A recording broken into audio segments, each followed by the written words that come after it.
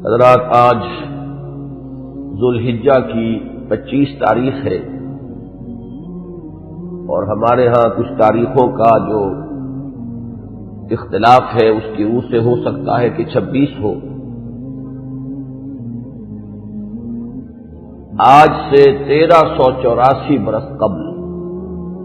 تقریباً آج کے دن حضرت عمر فاروق رضی اللہ تعالی عنہ پر قاتلانہ حملہ ہوا تھا، اس لیے کہ بعض روایات میں 26 ذی الحجہ کا تعین ہوا ہے اور بعض میں الفاظ یہ آئے ہیں کہ ذوالحجہ کے 4 دن باقی تھے جس دن کے حضرت عمر رضی اللہ تعالی عنہ پر یہ قاتلانہ حملہ ہوا۔ حج سے واپسی کو ابھی چند ہی دن ہوئے تھے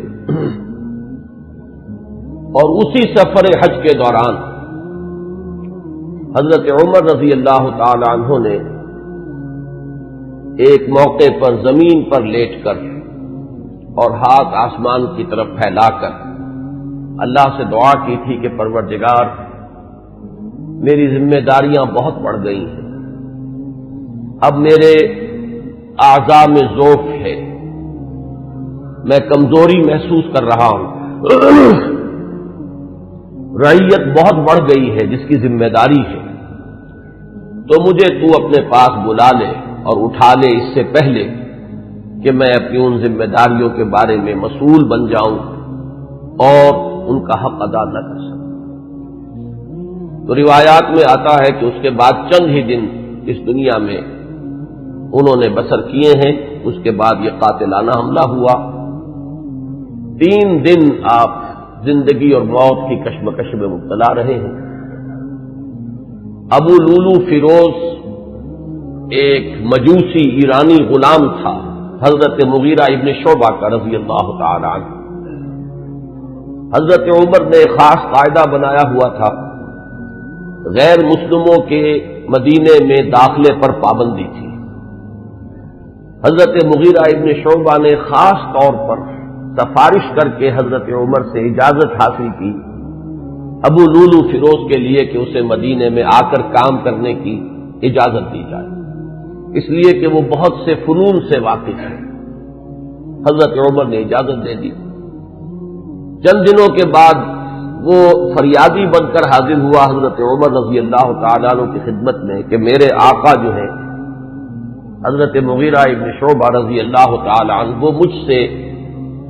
بہت زیادہ ٹیکس وصول کرتے ہیں۔ یعنی یہ معاملہ تھا کہ جو غلام ہوتے تھے وہ اپنا کام کرتے تھے لیکن اپنی آمدنی میں سے ایک حصہ وہ اپنے ان آقاؤں کو دیتے تھے کہ جن کی وہ غلامی میں تھے۔ تو حضرت مغیرہ ابن شعبہ نے جو مقدار مقرر کی 2 درہم روزانہ، اس پر اس نے احتجاج کیا کہ یہ بہت زیادہ ہے۔ حضرت عمر رضی اللہ تعالیٰ عنہ نے اس سے سوال کیا کہ تم کیا کیا کام جانتے ہو؟ جب اس نے گنوائے کہ میں یہ کام جانتا ہوں تو حضرت عمر نے فیصلہ کیا کہ پھر یہ 2 درہم روزانہ زیادہ نہیں۔ اس پر وہ بہت غضبناک ہوا۔ حضرت عمر نے بھی اس سے ایک فرمائش کی کہ میرے لیے ایک ایسی چکی بنا دو جو ہوا سے چلتی ہو اور وہ آٹا پیسے۔ تو اس نے اسی غصے میں یہ کہا کہ ہاں، آپ کے لیے تو میں ایسی چکی بناؤں گا جس کی یاد رہتی دنیا تک باقی رہے۔ اس پر حضرت عمر نے جب وہ چلا گیا تو جو لوگ مجلس میں حاضر تھے ان سے آپ نے فرمایا کہ یہ شخص مجھے قتل کی دھمکی دے گیا ہے۔ لیکن نوٹ کیجئے کہ اسلام نے جو نظام دیا ہے نوع انسانی کو، وہ نظام جو محمد رسول اللہ صلی اللہ علیہ وسلم نے عطا فرمایا، اور جیسا کہ میں نے بارہا عرض کیا ہے کہ اگر اس کو پوری طرح شباب میں دیکھنا ہو، للی ان بلوم جسے کہتے ہیں انگریزی میں، ایک پھول پوری طرح کھل گیا ہو، اگر وہ نظام اس کیفیت میں آپ دیکھنا چاہیں تو وہ در حقیقت خلافت عمر فاروق کا دور ہے رضی اللہ تعالی عنہ۔ وہ تمام خصائص، وہ تمام برکات جو اس نظام میں ہیں، نظام عدل اجتماعی، وہ اپنے نقطۂ عروج پر نظر آتے ہیں حضرت عمر فاروق رضی اللہ تعالی عنہ کے عہد خلافت میں۔ اسی نظام کا ایک پہلو یہ بھی ہے کہ انسان طبعاً آزاد ہے، اس کی آزادی پر کوئی قدغن، کوئی بندش بغیر کسی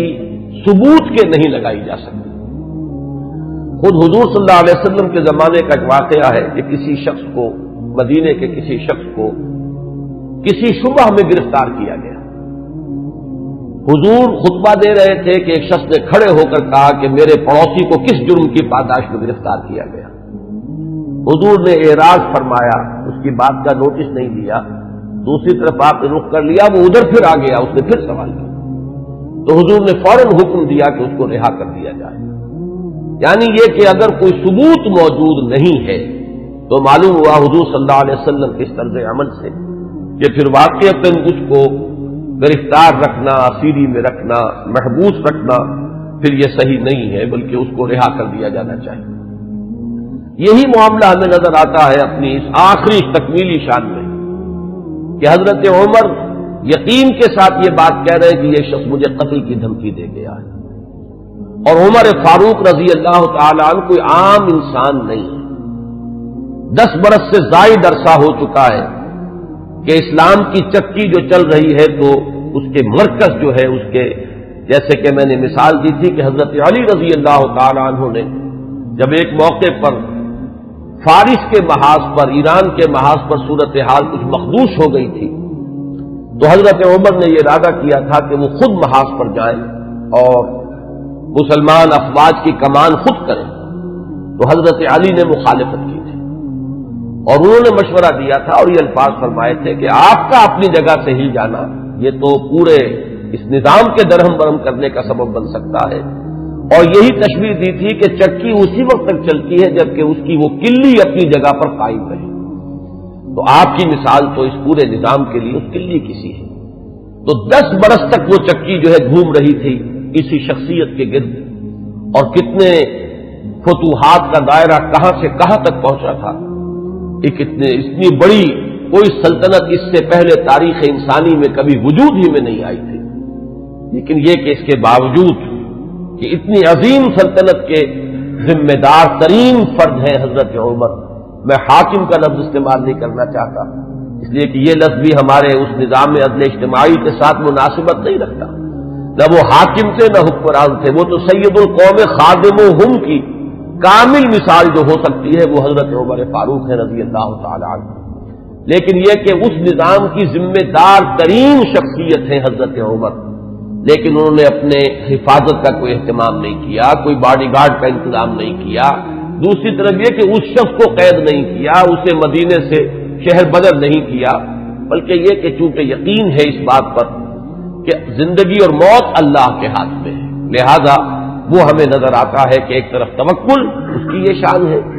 دوسری طرف فراست کا یہ عالم ہے کہ اس کے اس جملے کی بات آپ نے پالی ہے کہ یہ مجھے قتل کی دھمکی دے گیا ہے، تیسری طرف اسلامی نظام میں لوگوں کی آزادی کا جو عالم ہے وہ نمایاں ہو رہا ہے، ایک ایسے شخص کو جس کے بارے میں شک ہے اس کو گرفتار نہیں کیا جا رہا، اس کے خلاف کوئی تعدیبی کارروائی نہیں ہو رہی۔ بہرحال اس شخص نے چند ہی دن کے بعد فجر کی نماز جب حضرت عمر فاروق ادا کرنے کے لیے آگے بڑھے ہیں اور آپ نے نیت باندھی، یہ شخص پہلی صف میں موجود تھا اور اس کا خنجر جو ہے 2 دھاری خنجر، دونوں طرف اس کے جو ہے وہ دھار تھی، اس کو اس نے حضرت عمر رضی اللہ تعالی عنہ پر جو وار کیے تو 6 وار حضرت عمر پر اس نے پے بپے کیے، حضرت عمر گر گئے رضی اللہ تعالی عنہ۔ حضرت عبد الرحمن ابن عوف نے مختصر ترین صورتوں کے ساتھ پھر وہ نماز فجر ادا کروائی۔ نماز کا یہ عالم ہے کہ یہ نہیں ہوا کہ وہ درہم برہم ہو گیا ہو نظام، لیکن یہ کہ چونکہ جیسے کہ میں ابھی یہ لفظ استعمال کر رہا تھا کہ اس وقت جو وہ نظام مملکت تھا یا نظام حکومت تھا اس میں مرکزی حیثیت حضرت عمر فاروق کی تھی رضی اللہ تعالی عنہ، اسی طرح اسلام کے نظام میں یہ اقامت صلاۃ ہے کہ اس کی وہی اہمیت ہے کہ اگرچہ حضرت عمر فاروق زخمی ہو گئے، گر گئے، لیکن جماعت کا نظام تو درہم برہم نہیں ہوا ہے، نماز ادا کی گئی ہے 2 رکعتیں جو ہیں مختصر ترین قرات کے ساتھ۔ پھر لوگوں نے اس کو پکڑنے کی کوشش کی ہے تو اس نے مزید وار کر کے 13 افراد کو اور زخمی کیا۔ ایک شخص جب اس طریقے سے بکھرا ہوا ہو اور دوسرے لوگ تیار نہ ہو تو صورتحال سمجھ میں آتی ہے۔ ان میں سے 6 حضرات جو ہے وہ شہید ہو گئے۔ معاملہ صرف حضرت عمر کا نہیں، پکڑنے کی جب کوششیں ہر طرح سے ناکام ہو گئی تو کسی عراقی شخص کے بارے میں آتا ہے کہ اس نے کوئی کپڑا کمبل وغیرہ اس کے اوپر ڈالا ہے، تب وہ قابو میں آیا ہے، لیکن پھر اس نے فوراً خودکشی کر لی۔ حضرت عمر رضی اللہ تعالیٰ عنہ نے سوال کیا، جیسے ہی آپ اس قابل ہوئے کہ سوال کر سکیں کہ میرا قاتل کون ہے، جب بتایا گیا کہ وہی ابو لولو فیروز ہے تو آپ نے اللہ کا شکر ادا کیا کہ اللہ کا شکر ہے کہ میرا قاتل کوئی مسلمان نہیں ہے، یعنی جو بات کے 12-13 برس بعد ہونے والی تھی۔ حضرت عثمان رضی اللہ تعالیٰ عنہ کے قاتلین وہ جو بھی آپ انہیں کہے نام نہاد مسلمان تھے، کلمہ گو تھے، وہ محمد الرسول اللہ صلی اللہ علیہ وسلم کا کلمہ پڑھنے والے تھے، کلمہ شہادت کو انہوں نے اپنے لیے ڈھال بنایا۔ اس سے جو فتنہ شروع ہوا ہے جس کو میں اس سے پہلے بیان کر چکا ہوں کہ الفتنۃ الکبریٰ، سب سے بڑا فتنہ جو ہے وہ حضرت عثمان رضی اللہ تعالیٰ عنہ کی شہادت سے شروع ہوا ہے۔ اس سے پہلے یہ معاملہ اگرچہ حادثۃ الکبریٰ تو اسے آپ کہہ سکتے ہیں، بہت بڑا حادثہ ہے، لیکن یہ ہے کہ اس سے کسی فتنے کا آغاز نہیں ہوا، بلکہ یہ کہ اس کے بعد بھی وہ چکی اسی طرح چلتی رہی۔ کم و بیش 10 برس ہے حضرت عثمان رضی اللہ تعالیٰ عنہ کے عہد خلافت کے کہ وہ بھی اسی شان کے حامل ہے، وہی یکجہتی ہے، وہی امن و امان ہے،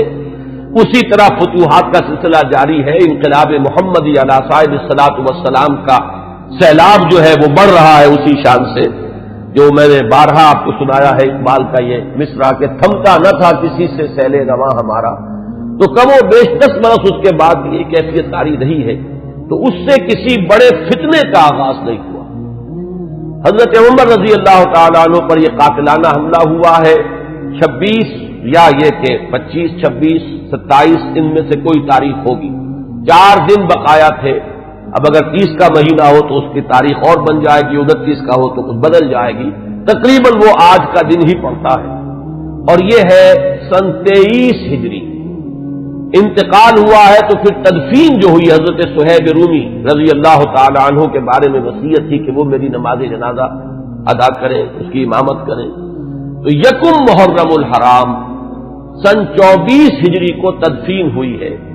تدفین کا یہ واقعہ بھی بڑا اہم ہے، اور آپ سب حضرات کے علم میں ہوگا کہ حضرت عمر نے اپنے صاحبزادے عبداللہ ابن عمر رضی اللہ تعالی عنہما کو بھیجا حضرت عائشہ کی خدمت میں کہ میری بڑی خواہش ہے کہ آپ کے حجرے میں میں دفن ہو جاؤں جہاں محمد الرسول اللہ صلی اللہ علیہ وسلم اور حضرت ابوبکر صدیق رضی اللہ تعالی عنہ مدفون تھے۔ حضرت عائشہ نے فرمایا، اور اس سے جو مقام ان کی نگاہ میں تھا حضرت عمر کا وہ بھی ظاہر ہوتا ہے کہ کس طرح انہوں نے اثار کیا ہے، کس قدر ان کے لیے یہ مرحلہ کٹھن ہوگا فیصلے کا کہ اس حجرے میں صرف ایک قبر کی جگہ اور تھی۔ حضرت عائشہ نے فرمایا ام المومنین رضی اللہ تعالی عنہا کہ یہ جگہ میں نے اپنے لیے مخصوص کی ہوئی تھی، میں چاہتی تھی کہ میں خود یہاں دفن ہوں، اور اس میں کوئی حرج نہیں تھا، اس لیے کہ حضور دفن تھے وہاں، وہ آپ کے شوہر تھے، حضرت ابوبکر دفن تھے، وہ ان کے والد تھے، لیکن میں عمر کو اپنی ذات پر ترجیح دیتی ہوں، لہذا میں اجازت دیتی ہوں کہ حضرت عمر کو وہاں دفن کر دیا جائے۔ جب حضرت عمر کے پاس واپس آئے حضرت عبداللہ ابن عمر، اور آپ نے پوچھا ہے کہ کیا جواب لائے، اور جواب دیا گیا کہ اجازت ہو گئی ہے، تو فرمایا کہ یہ آخری آرزو تھی زندگی کی، اللہ کا شکر ہے کہ وہ پوری ہو گئی۔ یہ جو حادثہ فاجعہ ہے، جہاں تک اس کے تاریخی پس منظر کا تعلق ہے وہ میں نے بارہا بیان کیا ہے، اور وہ در حقیقت سمجھ میں آتا ہے فلسفہ انقلاب کی روشنی میں۔ اگر فلسفہ انقلاب سامنے ہو تو یہ تمام واقعات جو ہے آئسولیٹڈ ایونٹس کی حیثیت سے پھر سامنے نہیں آتے، علیحدہ علیحدہ واقعات اور حوادث نہیں ہے، بلکہ یہ کہ ان کے مابین ایک ربط جو ہے وہ سامنے آ جاتا ہے۔ یہی فرق ہے تاریخ اور فلسفہ تاریخ میں۔ تاریخ اپنی جگہ ایک شعبہ علم ہے، اور فلسفہ تاریخ اپنی جگہ ایک مستقل فن ہے۔ تاریخ میں واقعات جو ہے وہ پیش نظر ہوتے ہیں، اور فلسفہ تاریخ جو ہے وہ ان واقعات کا پس منظر، ان کے اسباب و علل، ان کے عواقب و نتائج، پھر ان کے مابین ربط اور تعلق جو ہے وہ ان کو تلاش کرتا ہے۔ ظاہر بات ہے کہ اس دنیا میں جو حوادث رونما ہوتے ہیں، جو واقعات ہیں، کوئی نہ کوئی ان کے اسباب کا سلسلہ ہوتا ہے، کہ جیسے آپ کو معلوم ہے کہ فساد خون ہے تو پھوڑا کہیں ادھر نکل آیا، کہیں ادھر نکل آیا، کہیں ٹانگ پہ نکل آیا، کہیں بازو پر نکل آیا، تو وہ علیحدہ علیحدہ پھوڑے نظر آتے ہیں، لیکن یہ کہ ایک طبیب جانتا ہے کہ در حقیقت یہ ایک ہی مرض ہے جس کا کہ یہ ظہور ہو رہا ہے، سبب ایک ہے، یہ سلسلہ اندر جو ہے جڑا ہوا ہے۔ تو فلسفہ انقلاب کے حوالے سے جو باتیں میں بارہا عرض کر چکا ہوں، میرا اصل میں آج کا اصل موضوع وہ نہیں ہے۔ میں آج تو اذکار فاروقی رضی اللہ تعالی عنہ، حضرت عمر کی سیرت کے بعض پہلو اور ان کی عظمت کا کچھ بیان کرنا چاہتا ہوں، اور اس کے لیے بھی آج کی میری تقریر جو ہے بالکل مختلف ہوگی کہ میں باضابطہ یہ کتاب لے کر آیا ہوں تاریخ الخلفاء سیوطی کی رحمہ اللہ، اور اس سے میں کچھ احادیث، کچھ روایات پڑھ کر سنانا چاہتا ہوں، تاکہ صرف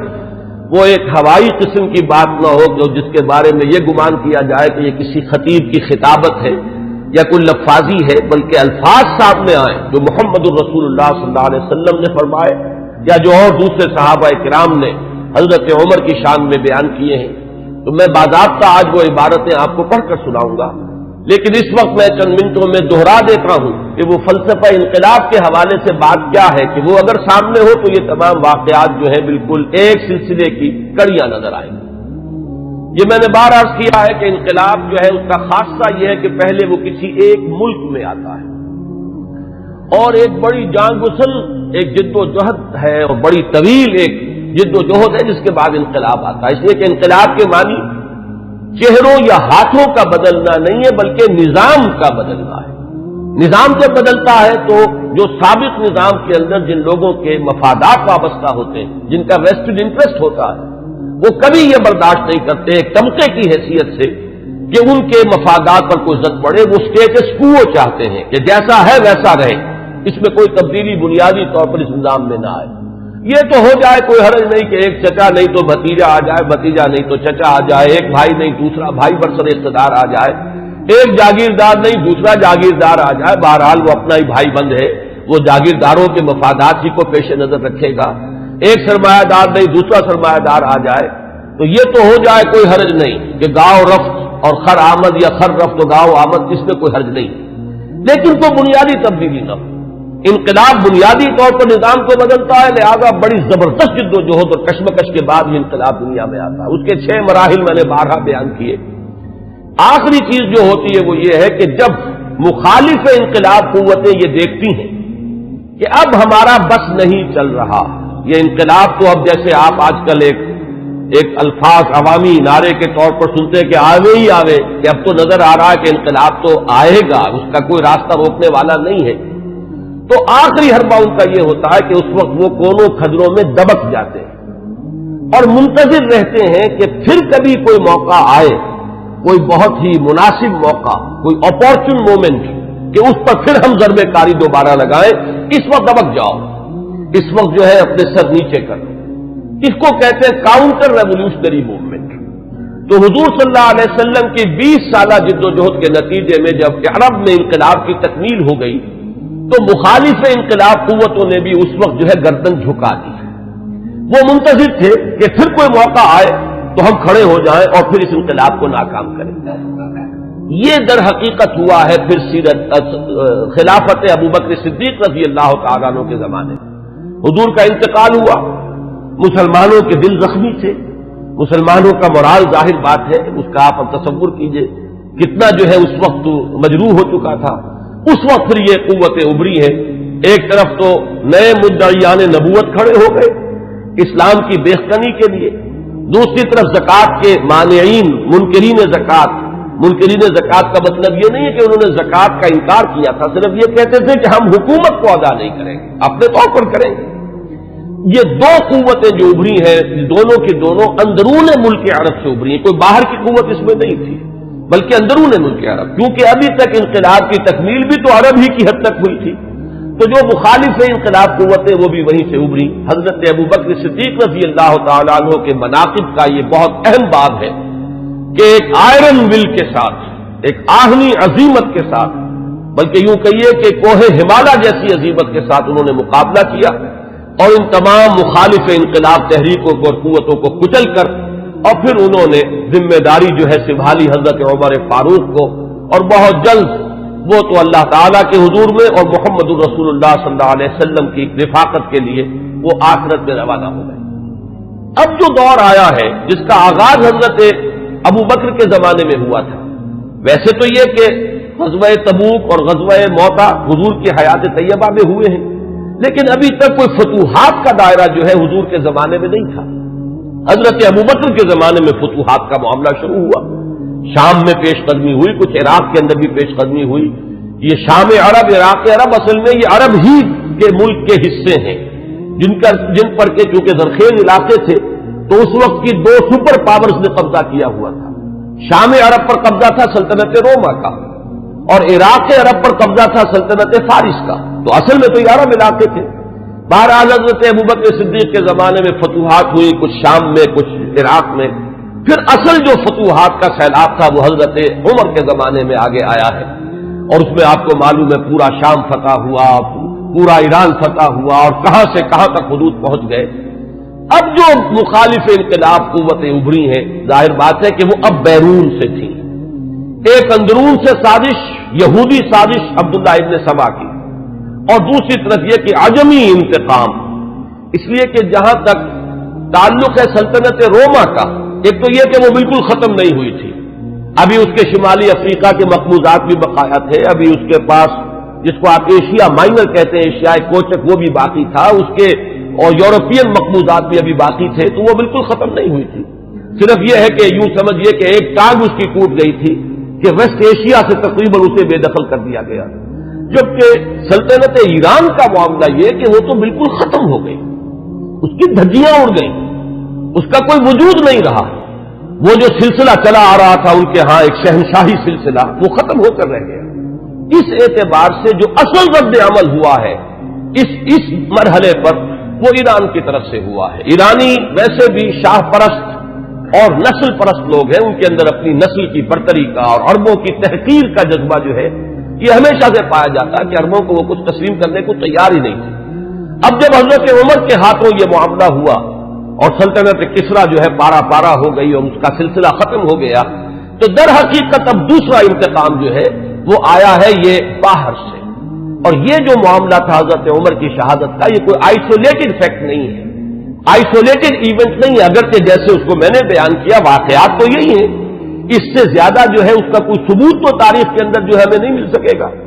لیکن یہ ہے کہ یہ سب کو معلوم ہے کہ جو گورنر تھا ایک ایرانی، وہ اس کی پشت پر تھا، اور اس گورنر ہی کی شہ پر اس نے یہ سارا اقدام کیا ہے، اور مجوسی تھا، ایرانی تھا، اس نے انتقام لیا ہے حضرت عمر فاروق رضی اللہ تعالی عنہ سے۔ اس کے بعد یہ بات آگے بڑھی، اور جیسا کہ میں نے عرض کیا کہ پھر یہودی سازش بھی جب سامنے آئی ہے، اور پھر یہودی سازش اور عجمی انتقام، یہ دونوں نے مل کر پھر وہ شکل اختیار کی ہے کہ جو الفتنۃ الکبریٰ حضرت عثمان رضی اللہ تعالی عنہ کی شہادت جو جس کا نتیجہ نکلی۔ تو اگر اس کو آپ سمجھیں گے تو یہ بالکل سمجھ میں آنے والی بات ہے، یہ کوئی ایسا نہیں ہے کہ کوئی بالکل ہی یعنی انوکھی باتیں ہو، بلکہ یہ سمجھ میں آنے والی باتیں ہیں، تاریخ کے یہ حقائق ہیں، ان اصولوں کو سامنے رکھا جائے تو ہر چیز اپنے صحیح پرسپیکٹو میں نظر آ جاتی ہے۔ لیکن جیسا کہ میں نے عرض کیا، میں آج اس سلسلے میں کچھ زیادہ عرض نہیں کرنا چاہتا، میں یہ چاہتا ہوں کہ حضرت عمر کے مناقب میں آج آپ کو باضابطہ کچھ روایات پڑھ کر سناؤں اور ان کے ترجمے کے حوالے سے بات آپ کے سامنے رکھوں۔ سب سے پہلی بات ان کی شخصیت کے ضمن میں یہ ہے کہ اگرچہ ایک روایت تو یہ بھی ملتی ہے، علامہ ذہبی نے یہ رائے ظاہر کی ہے کہ حضرت عمر جب ایمان لائے ہیں تو ان کی عمر 27 برس تھی رضی اللہ تعالی عنہ، لیکن یہ کہ غالباً انہیں مغالطہ ہوا ہے۔ امام نووی رحمہ اللہ نے جو کچھ لکھا ہے وہ میں پڑھ کر سنا رہا ہوں۔ ولد عمر بعد الفیل ب13 سنہ، حضرت عمر رضی اللہ تعالیٰ عنہ کی ولادت ہوئی ہے عام فیل کے 13 سال بعد۔ یہ آپ کو معلوم ہوگا کہ عام الفیل جو ہے، جس سال کے ابرہہ نے حملہ کیا تھا خانہ کعبہ پر، وہ آیا تھا لے کر مکے پر چڑھائی کے لیے، اپنے ہاتھیوں کے ساتھ اپنا ایک لشکر جرار لے کر آیا تھا، اسی سال حضور کی ولادت باسعادت ہوئی۔ 13 برس بعد حضرت عمر کی ولادت ہے، گویا کہ جب آفتاب نبوت طلوع ہوا ہے، یعنی جب کہ وحی کا آغاز ہوا ہے، تو حضرت عمر رضی اللہ تعالیٰ عنہ کی عمر 27 برس تھی۔ اور چھٹے سال، اس پہ بالکل اتفاق ہے کہ چھٹے سال نبوت میں، یعنی جبکہ حضور صلی اللہ علیہ وسلم کو آغاز وحی کو آپ پر 6 برس ہو چکے تھے، اس سال یہ ایمان لائے، اس میں کسی اختلاف کی گنجائش نہیں ہے، بلکہ یہ کہ حضرت حمزہ رضی اللہ تعالیٰ عنہ کا بھی کیونکہ سال ایمان لانے کا سال وہی ہے، لہذا اس میں ذرا سا مجھے آج تحقیق کرنی پڑی تو معلوم ہوا کہ حضرت حمزہ پہلے ایمان لائے ہیں، حضرت عمر بعد میں۔ فرق جو ہے وہ صرف 3 دن کا ہے، حضرت حمزہ 3 دن قبل ایمان لائے ہیں اور حضرت عمر رضی اللہ تعالی عنہ یہ 3 دن کے بعد ایمان لائے ہیں۔ تو جس وقت وہ ایمان لائے ہیں اس کا مطلب یہ ہے کہ 33 برس عمر تھی حضرت عمر رضی اللہ تعالی عنہ کی، اور جب آپ کا انتقال ہوا ہے، شہادت ہوئی ہے، تو 63 برس عمر تھی، اور یہ وہی عمر ہے جس میں کہ حضور صلی اللہ علیہ وسلم کا انتقال ہوا اور حضرت ابوبکر کا انتقال ہوا۔ یعنی جو قرب اور اعتبارات سے ہے، صاحبین کو، شیخین کو، جو بھی آپ انہیں کہیں، حضرت ابوبکر حضرت عمر رضی اللہ تعالی عنہما، ان دونوں کی جو مشابہتیں حضور کے ساتھ ہیں وہ اس پہلو سے بھی ہیں کہ اس دنیاوی زندگی جو ہے اس کا کی وہی مقدار ہے، اتنے ہی عرصے حضور اس دنیا میں رہے ہیں، اس حیات دنیاوی میں، اور اتنے ہی عرصے حضرت ابوبکر اور حضرت عمر رضی اللہ تعالی عنہما۔ اس کے بعد چند الفاظ جو امام نبوی کے ہیں وہ میں آپ کو پڑھ کر سنا رہا ہوں۔ وَكَانَ مِنْ أَشْرَافِ قُرَيْشِ، قریش کے انتہائی جو باعزت گھرانے ہیں ان میں سے ان کا تعلق ہے، یہ بنو عدی سے تعلق رکھتے تھے، اور 8ویں پشت میں حضور کے ساتھ سلسلہ نسب حضرت عمر فاروق رضی اللہ تعالی عنہ کا مل جاتا ہے۔ وَإِلَيْهِ كَانَتِ السِّفَارَةُ فِي الْجَاهِلِيَّةِ، اب ان کا جو مقام جاہلیت میں تھا، اس میں بھی سمجھیے ایام جاہلیت سے مراد ہے اسلام لانے سے پہلے جو ان کا مقام اپنے اس نظام میں تھا جو قبائلی نظام تھا عرب کے اندر، قریش میں ان کی حیثیت کیا تھی؟ تو وَإِلَيْهِ كَانَتِ السِّفَارَةُ فِي الْجَاهِلِيَّةِ كَانَتْ قُرَيْشُ إِذَا وَقَعَتِ الْحَرْبُ بَيْنَهُمْ أَوْ بَيْنَهُمْ وَبَيْنَ غَيْرِهِمْ بَعَثُوا سَفِيرًا أي رسولا وإذا نافرهم منافر او فاخرهم مفاخر بعثوه منافرا او مفاخرا۔ اب یہ قبائلی زندگی کا پورا نقشہ اس عبارت میں آ گیا ہے کہ جہاں کہیں کوئی جنگ ہوتی تھی، جھگڑا ہوتا تھا قریش کا خود اپنے اندر دو گھرانوں کے مابین، یا قریش کا بحیثیت قبیلہ کسی دوسرے قبیلے سے، تو حضرت عمر کو سفیر کی حیثیت سے بھیجا جاتا تھا، یہ ان کا مقام ہے۔ اور اگر کہیں کوئی مفاخرت ہو جاتی تھی، کہیں کسی بڑے شاعر اور خطیب نے کھڑے ہو کر وہ اپنے قبیلے کے جو ہے مفاخر بیان کیے، تو وہاں پر پھر مقابلے کے لیے بھی، اس تفاخر کے لیے بھی حضرت عمر کو بھیجا جاتا تھا۔ تو یہ ان کا مقام اپنی زندگی میں تھا۔ یہیں پر نوٹ کر لیجئے کہ حضرت ابوبکر صدیق رضی اللہ تعالیٰ عنہ کے بارے میں بھی میں نے آپ کو بتایا کہ اسلام لانے سے قبل قریش میں ان کا یہ مقام تھا کہ دیت کے فیصلے وہ کرتے تھے۔ قبائلی زندگی میں سب سے زیادہ نازک معاملہ ہوتا ہے مقدمات قتل کا فیصلہ، اور ظاہر بات ہے کہ اگر کہیں اپنے گھرانوں کے اندر ہی قتل کا معاملہ ہو گیا ہے تو جان کے بدلے جان کے بجائے اس میں کوشش کی جاتی تھی کہ جو بھی خون بہا ہے وہ دے کر تو جو قاتل ہے کیونکہ اپنے ہی قبیلے کا فرد ہے اس کی جان بچائی جائے۔ اب اس میں تعین کرنا کہ کتنا خون بہا ہو، یہ کام جو ہے حضرت ابوبکر رضی اللہ تعالیٰ عنہ کے سپرد تھا، تو اس سے بھی اندازہ ہوتا ہے کہ ان کا مقام اپنے اس نظام میں جو پہلے سے قائم تھا وہ کیا تھا۔ بالکل اسی طرح کا معاملہ جو ہے وہ حضرت عمر رضی اللہ تعالیٰ عنہ کا۔ حضرت عمر کے اسلام کے بارے میں بہت سی روایات آپ نے سنی ہوں گی، اور میں بھی پہلے کئی مرتبہ بیان کر چکا ہوں۔ میں نے جو اس دور میں مزید مطالعہ کیا تو معلوم ہوا کہ بعض روایات اور بھی ہیں کہ جس سے یہ اندازہ ہوتا ہے کہ جو ان کی ہمشیرہ اور بہنوئی حضرت فاطمہ بنت خطاب اور حضرت سعید ابن زید رضی اللہ تعالی عنہما، ان کے ساتھ جو واقعہ ہوا، اندازہ ایسا ہوتا ہے کہ وہ در حقیقت وہ آخری ضرب تھی جو حضرت عمر کے دل پر لگی ہے۔ اس سے پہلے بھی بعض مواقع پر کچھ ایسے ان کے ساتھ واقعات پیش آ چکے تھے کہ جس سے ان کے دل کے اندر ایک کشمکش جو ہے وہ شروع ہو چکی تھی۔ مثلا بعض روایات میں آتا ہے کہ ایک مرتبہ حضور صلی اللہ علیہ وسلم جب آ رہے تھے خانہ کعبہ کی طرف تو حضرت عمر نے بھی پیچھا کیا، اور وہ مخالفانہ انداز میں پیچھا کیا، لیکن حضور پہلے پہنچ چکے تھے، آپ نے نماز کے لیے نیت باندھ لی تھی، تو اب حضرت عمر جو ہے خاموشی سے سنتے رہے قرآن مجید، اور اس کا ان کے دل پر ایک اثر ہوا۔ انہوں نے اپنے دل میں کہا کہ یہ شخص بہت بڑا شاعر ہے، واقعہ یہ کہ یہ کلام جو یہ پڑھ رہا ہے اس وقت یہ تو بہت ہی اعلیٰ کلام ہے، بہت اونچا کلام ہے۔ تو معلوم یہ ہوا کہ کہیں نہ کہیں وہ جو ہے بیج وہ پڑ رہا تھا۔ اسی طرح ایک رات کے وقت ایسا ہوا ہے کہ حضرت عمر کی کسی ہمشیرہ کو وہ ولادت کا مرحلہ درپیش تھا، تو کسی دائی وغیرہ کی تلاش کے لیے وہ نکلے ہیں رات کو۔ اس وقت انہوں نے دیکھا کہ حضور اور آپ کے ساتھ چند اور لوگ ہیں جو کھڑے ہیں اور نماز پڑھ رہے ہیں، تو خانہ کعبہ کے پردوں میں چھپ کر آپ نے پھر حضرت عمر نے اس وقت وہ سنا کہ یہ کیا پڑھ رہے ہیں، اور اس سے بھی ان کا کہنا یہ ہے کہ میرے دل کے اندر ایک کشمکش شروع ہو چکی تھی۔ یہ بات جو ہے نفسیاتی اعتبار سے سمجھ میں آتی ہے۔ بسا اوقات ایسا ہوتا ہے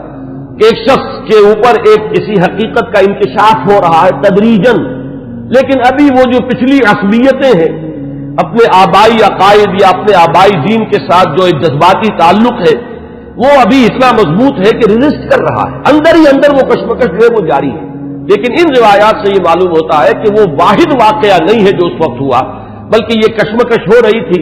وہ آخری بات جو ہے جسے میں تشبیہ کہا کرتا ہوں کہ غبارے کو پھاڑنے والی چیز جو ہے وہ تو وہی واقعہ ہے جو حضرت فاطمہ کے ساتھ یعنی ان کے ہمشیرہ کے ساتھ پیش آیا ہے، ان کے اور ان کے بہنوئی اور بہن کے مابین، کہ حضرت عمر تو نکلے تھے فیصلہ کر کے کہ بس اب تلوار ننگی لے کر کہ حضور کا میں خاتمہ کر کے گھر واپس آؤں گا اور جو ہونا ہے ہو لے، لیکن یہ کہ یہ جو کلکل ہو رہی ہے اور یہ جھگڑا جو قریش کے اندر ہو گیا ہے، گھر گھر جو ہے فساد ہے، باپ بیٹے سے جدا ہو رہا ہے، بھائی بھائی سے کٹ گیا ہے، بیوی شوہر سے علیحدہ ہو رہی ہے، تو یہ فساد ہم کب تک برداشت کریں گے؟ تو جو اس فساد کا سبب ہے اس کو ختم کر دیا جائے، پھر دیکھا جائے گا جو ہوگا۔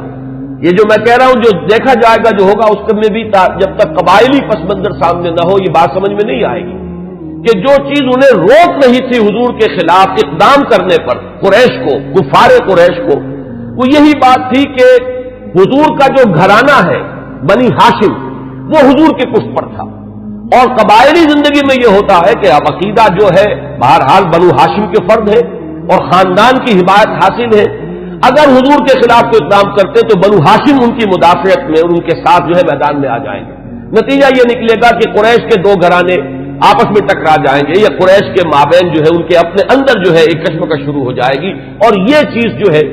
جیسے کہ ایک عام محاورہ بھی ہے کہ house divided amongst itself can not stand, تو ہمیں جو مقام حاصل ہے پورے عرب میں، جو سیادت اور قیادت اور چودراہٹ ہماری چل رہی ہے، اگر ہم آپس میں لڑ پڑے تو پھر وہ ہماری قیادت اور سیادت جو ہے چودراہٹ وہ ختم ہو جائے گی۔ یہ روک تھا قریش، جو کفار قریش ہے ان کے راستے میں یہ رکاوٹ تھی کہ حضور کے خلاف کوئی اقدام نہیں کر رہے تھے۔ بالآخر حضرت عمر نے طے کیا اب جو ہو سو ہو، اب تو میں یہ کام کر کے رہوں گا۔ اس وقت وہ چلے ہیں، لیکن یہ کہ درمیان میں بعض روایات میں نام آتا حضرت حذیفہ رضی اللہ تعالی عنہ، اور غالباً یہ ابو سفیان کے بیٹے ہیں جو ایمان لا چکے تھے۔ حضرت عمر کو معلوم نہیں تھا، انہوں نے جب دیکھا کہ تیمر جو ہے بہت ہی اس وقت عمر کے بدلے ہوئے ہیں، پوچھا کیا معاملہ ہے؟ کہ میں جا رہا ہوں کہ آج تو بس فیصلہ چکا کے آؤں گا اور محمد کو میں قتل کر دوں گا صلی اللہ علیہ وسلم۔ انہوں نے بڑی حکمت سے کام لے کر رخ موڑ دیا کہ تم پہلے اپنے گھر کی خبر تو لو، تمہاری بہن اور تمہارے بہنوں ہی مان لا چکے۔ اب جو جلال کا عالم ہوا ہوگا عمر کا رضی اللہ تعالیٰ عنہ، اس کا آپ اندازہ کیجئے، جس قدر غضبناک ہو کر وہ گئے ہیں، اور دروازہ جو ہے وہ دھڑدھڑایا تو وہ اندر اس وقت جو ہے حضرت خباب بن الارت آئے ہوئے تھے رضی اللہ تعالیٰ عنہ، اور وہ انہیں سورہ طٰہٰ ابھی نازل ہوئی تھی، تو میاں بیوی جو ہے حضرت سعید ابن زید اور فاطمہ بنت خطاب جو ان کی زوجہ ہے حضرت سعید کی، انہیں وہ سورہ طٰہٰ پڑھا رہے تھے، تو اسی میں یہ پہنچ گیا، اندازہ ہو گیا عمر ہے، تو انہوں نے چھپایا حضرت خباب کو تو کہ ان کے تو آتے ہی شاید تھر ہی قلم کر دے، میں تو پھر بھی بہن ہوں، اور یہ شوہر جو ہے نہ صرف یہ کہ بہنوئی ہے بلکہ چچا زاد بھائی ہے، اس لیے کہ حضرت عمر کے والد خطاب اور دادا نفیل ہی کے بیٹے تھے حضرت زید۔ میں حضرت اس لیے کہہ رہا ہوں اگرچہ وہ حضور پر وحی کے آغاز سے پہلے جو ہے ان کا انتقال ہو گیا، لیکن موحد کامل تھے وہ، اور ان کے بیٹے حضرت سعید، تو یہ چچا زاد بھائی ہیں آپس میں، تو چچا زاد بھائی بھی ہے بہنوئی بھی ہے، تو کچھ نہ کچھ بات تو کرے گا۔ لیکن یہ کہ خباب بن الارت رضی اللہ تعالیٰ عنہ اس کا تو جو ہے سر قلم کر دیتے حضرت عمر، لیکن یہ کہ بہرحال اس کے بعد جو واقعہ وہ آپ نے اکثر نے سنا ہوگا، مارنا شروع کیا، بہنوئی کو مارا، لہو لہان کر دیا، بہن آئی ہے درمیان میں، اس کے ایک تھپڑ زور کا مارا ہے کہ پورا چہرہ جو ہے وہ خون سے آلودہ ہو گیا۔ اس حالت میں انہوں نے پھر جو ایک عزیمت کا اظہار کیا کہ عمر چاہے تم ہمیں جان سے مار دو، لیکن یہ کہ اب یہ دین جو ہم نے اختیار کیا ہے، جس حق کا دامن ہم نے تھاما ہے، اب ہم اسے اپنے ہاتھ سے دینے کے لیے تیار نہیں۔ اس وقت اصل میں وہ آخری ضرب جس کو میں کہتا ہوں، وہ آخری ضرب اس وقت لگی ہے حضرت عمر کے دل پر، اور انہوں نے پھر یہ پوچھا کہ کیا پڑھ رہے تھے، مجھے بتاؤ تم وہ کلام کون سا ہے۔ اب حضرت فاطمہ کی جرأت دیکھیے رضی اللہ تعالی عنہ، ان کا کہ نہیں تم نجس ہو، مشرک ہو، پہلے تم پاک ہو تب لا یمسہ الا المطہرون۔ ان روایات میں یہ الفاظ آئے ہیں کہ استدلال کیا ہے اسی آیت سے حضرت فاطمہ نے کہ یہ کلام وہ کلام ہے سورہ واقعہ میں جو آیات آئی ہیں کہ انہ لقرآن کریم فی کتاب مکنون لا یمسہ الا المطہرون، اسے ہاتھ نہیں لگا سکتے۔ تو وہ صحیفے تھے اور آگ سے تھے کچھ جن پر لکھی ہوئی تھی سورہ طٰہٰ، انہوں نے غسل کیا اور پھر وہ جیسے جیسے پڑھتے گئے معلوم ہوا کہ وہ حجابات جو رہے سہے تھے وہ بھی اترتے چلے گئے، تانا بانا جو ہے دل دھلتا چلا گیا، اور وہ پھر اس کے بعد حاضر ہوئے ہیں۔ تو دروازے پر بیت ارقم میں جہاں حضور اس وقت مقیم تھے، دروازے پر حضرت حمزہ کا نام بھی آتا ہے کہ حضرت حمزہ بھی وہاں پہرے پر تھے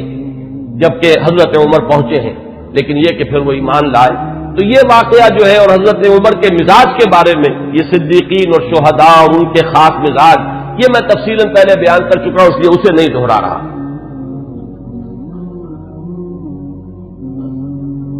حضرت عمر کا جو مقام ہے صحابہ کرام میں، اس کے بارے میں علامہ سیوطی، بلکہ یہ کہ یہ علامہ نووی جو شارح ہیں مسلم شریف کے، ان کے الفاظ میں اب آپ کو سنا رہا ہوں۔ هو احد السابقین الاولین واحد العشرۃ المشہود لهم بالجنہ واحد الخلفاء الراشدین واحد اصحاب النبی علیہ الصلوۃ والسلام، اور آخری الفاظ اہم ترین ہیں واحد کبار علماء الصحابۃ والزہادہم۔ باقی چیزیں تو آپ کے علم میں ہیں، سابقون الاولون میں سے ہیں۔ اکثر کا اتفاق یہ ہے کہ حضرت عمر جس وقت ایمان لائے ہیں تو لگ بھگ 40 افراد اس وقت تک ایمان لا چکے تھے، لیکن بہرحال یہ سابقون الاولین میں ان کا شمار ہے۔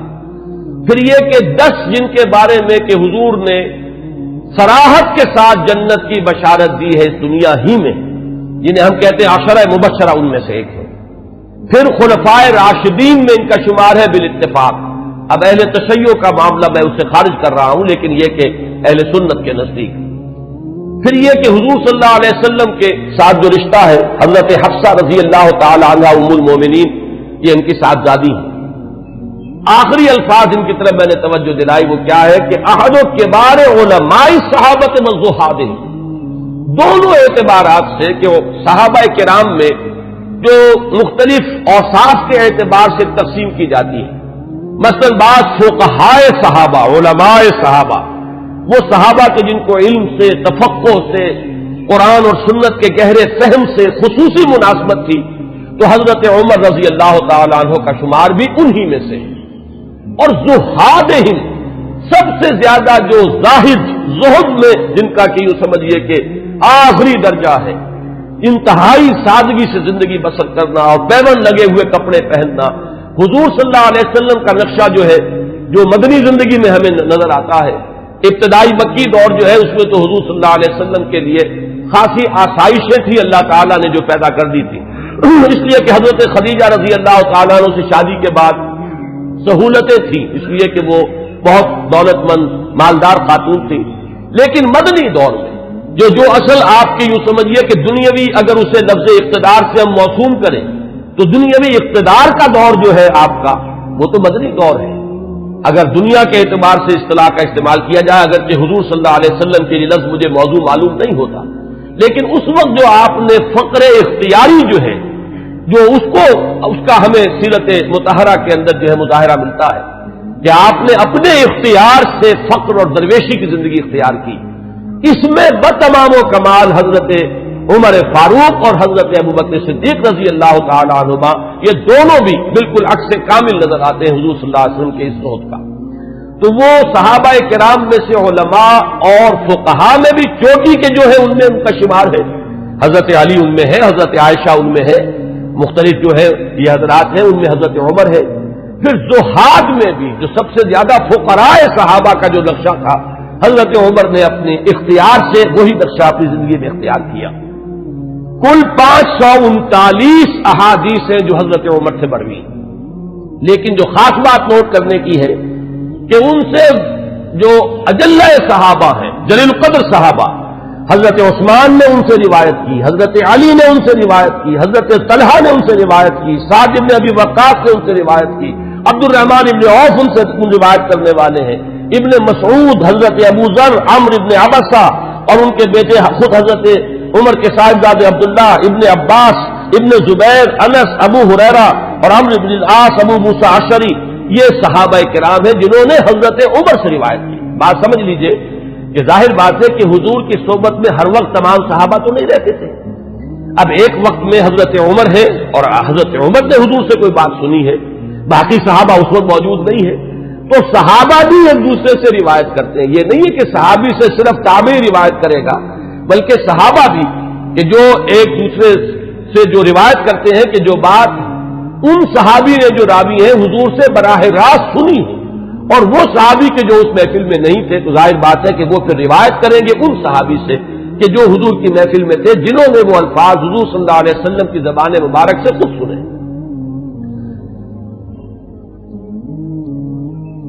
दो रिवायात अब मैं आपको सुना रहा हूं हजरत उमर के इस्लाम के ज़िमन में जो हुजूर की दुआ मंकूल है। एक दुआ जो है इसमें मशहूर है, आम तौर पर हजरत उमर के मौजू पर, सीरत के मौजू पर जो तकरीरें आपने सुनी होंगी उनमें आपकी सुनने में आई होगी। एक दूसरी है, वो भी मैं चाहता हूं कि आज आप सुन लें। पहली रिवायत इमाम तिरमिज़ी रहमतुल्लाह अलैह लाए है और इसके रावी हजरत अब्दुल्लाह इब्न उमर है रज़ी अल्लाह तआला अन्हुमा। अन्ना नबी अलैहिस्सलातु वस्सलाम क़ाल,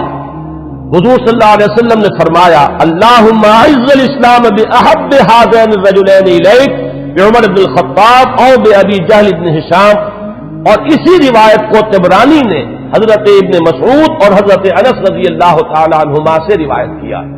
गोया कि ये तीन रिवायतें हैं, लेकिन ये कि सनद के एतबार से जो इमाम तिरमिज़ी की रिवायत है वो चूंकि ऊंची है लिहाजा मतन उसका दिया है। बाकी ये रिवायत जो है तिबरानी लाए है हजरत अब्दुल्लाह इब्न मसऊद से और हजरत अनस से रज़ी अल्लाह तआला अन्हुमा कि ऐ अल्लाह, इन दो अशखास में से जो तुझे महबूब हो उसके इस्लाम के जरिए से इस्लाम को इज्जत अता फरमा। कौन है वो दो अशखास? हजरत उमर रज़ी अल्लाह तआला अन्हु, उमर इब्न अल-खत्ताब और अम्र इब्न हिशाम। अबू जहल उसकी असल में कुन्नियत है, नाम उसका अम्र था। ये उमर है, वो अम्र है।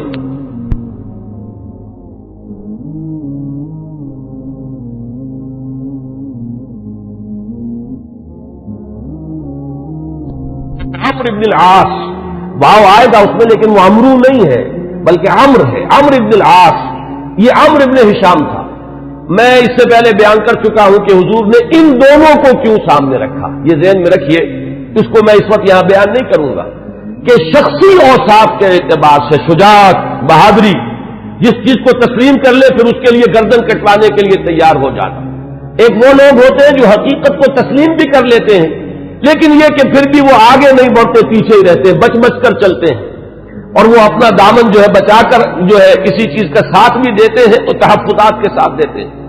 एक वो लोग होते हैं जो बात कबूल कर ले फिर हर के बाद आबाद, अब गर्दन भी कटवा देंगे, जान दे देंगे। इन एतबारात से मुशाबहत है हजरत उमर की शख्सियत में और अबू जहल की शख्सियत में। उसने भी गर्दन कटवा दी बिलफेल अपने उस दीन बातिल के लिए, और उसकी जो वो कैफियत है वो बारहा मेरे बयान में आप सुन चुके हैं कि जब गर्दन काटी जा रही थी तब भी उसने ये कहा था कि मेरी जरा नीचे से गर्दन काटना, ताकि जब उसको अब तुम रखो चढ़ाओ किसी नेज़े के ऊपर तो ऊंची नजर आए, मालूम हो किसी सरदार की गर्दन।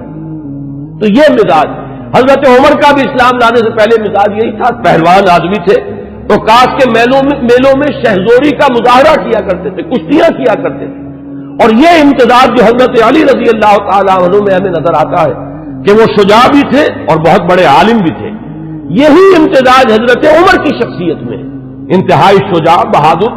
मैदान के मर्द, कुश्तियां लड़ने वाले, मुकाबला करने वाले, और फिर यह कि बहुत बड़े माहिर अंसाब। ये बहुत बड़ा इल्म था उस वक्त, बहुत बड़े नाकिद और जो अशार के महासिन हैं उनको परखने वाले, उसके बारे में राय देने वाले। और फुकहा में तो फिर जो उनका मकाम है वो आपको मालूम ही है कि ये सलाहियतें भी तमाम कमाल,